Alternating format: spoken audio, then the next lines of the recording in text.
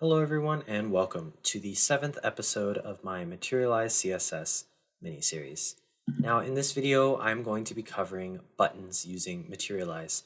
And this is probably going to be a bit of a short video. I'm a bit tired today, but I will get through all of these topics here. There are quite a few things that can be done, like you can create different effects on the button, or you can create different types of buttons that are used in different situations, and I'll do a little bit of explanation as to kind of where you want to use these buttons. So let's go ahead and just get straight into it. So I'm going to start off by opening up our index.html and positioning it here, and then I will hit the Go Live button to kind of pull up our website, and then I will click here just to see our agenda. And first we are going to do a quick recap. So basically in the last episode we wrapped up our side nav functionality. The main things that we actually did were in the styling in the style.css right here, where we basically came in here and we added some cool styles to basically, let me find them. Right here we set margins on the side nav items, we gave them borders and gave them curved borders. And then I basically made it so that they get darker on hover and all those sorts of things. So we basically made a custom side nav kind of buttons themselves, because by default they just take up like a rectangle that covers the entire side nav width that they take up. So that's basically for the most part what we did in the previous episode. There was another thing, let me just check it right here. Yeah, we were finishing up the kind of responsivity as well in our side nav by adding the hide on medium and down to the links, which basically makes it so that you can see there's no links here, but when we upsize our site a bit, you can see the links show up right here, and then when we get small enough, they disappear and then they come here. So that was pretty much what we covered. And let's just go ahead and check this off here. So, as I said in this video, the main focus is going to be on buttons. Now, you can create a button just by creating an anchor tag, which is a link in other words, and we just have to add this btn class to it that makes it look like a button using Materialize. So all we need to do is come here, and under our hello world we can create an A, and then let's just make it link to a hash, which means to the top of the website. And then of course we can give it some classes, and we can say hello button right there, and then we just give it a class, for example, of btn, which should in theory, yeah, it should just give us a hello button here. That's if you click on it, it doesn't do anything and it doesn't animate, and that's pretty much what I will be covering further. So to give our buttons our animations, we want to add the two classes, waves effect and then waves light. And then if I click on this now, you can see we get a light animation, and naturally if I put dark here, we can also get a dark animation, which is a little harder to see on this kind of particular color, but it gets darker instead of lighter. So you can choose either one. I prefer the light one for sure, and I use it on my own website. So that is pretty much the waves effect. You can also disable the button, and you can do this programmatically as well by just adding disabled as a property to the actual button itself, and doing that will kind of gray it out and we can't click on it. So that's just a cool little utility that can be used with a lot of native kind of HTML as well, so it's a good thing to know. And then you can create a floating button, so let's just come here. A floating button is basically a circular button that I believe is, you can position it however you want. So I'm going to go ahead and just copy that and paste it in here. And if we get, yeah, we have our floating button here, and I think, let me just check out the styling on this thing. So we have height, width, yeah, so it's displayed as inline block, which means basically it goes, it like doesn't actually make a new line. As you can see, every time we create a new element, it like pushes down a line and then creates it. But this one kind of goes next to the hello button.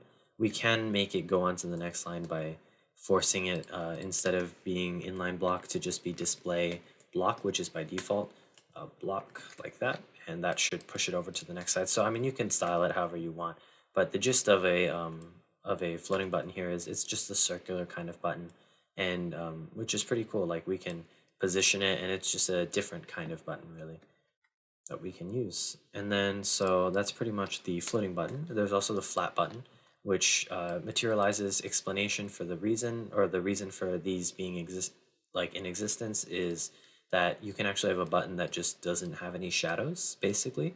It still can animate like this, which is pretty interesting, and that's the waves teal. Like I actually forgot there's a waves teal kind of class. Instead of waves light or waves dark, you can do those colorings. So let's just go ahead and create one really quick to show you what that does.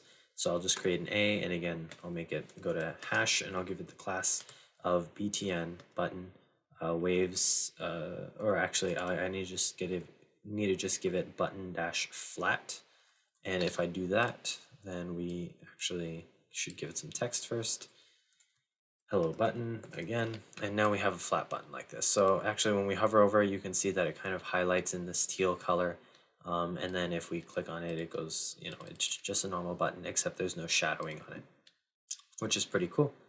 And then in addition, you can actually add 2 additional classes to basically make the buttons larger or smaller, and these apply to all these different kinds of buttons. So if I just put instead of btn for button, we can say button large, and then of course I can say, oh, this one's already a button large, and I can add button, or I can change the original button here to be button large. And by saving this, now notice everything is bigger than it was. And then of course, naturally we can do button small as well, and that will make it, as you can probably guess, smaller than original size like that, which is basically we just have some customization on the sizing. And of course, naturally, if the sizes are not to your liking, you can always just add a separate style, of course in a CSS file, or just using the style property here for testing purposes. I can set the width to maybe 200 pixels, and then the height to maybe 40 or 50 pixels if I wanted it to be like much taller. And of course the text is kind of weird in here, so I can I think I could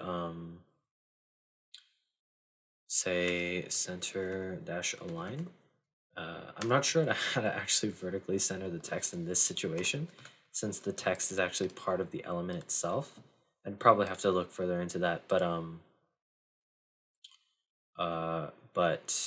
yeah, let me actually look that up. HTML center text, center text vertically.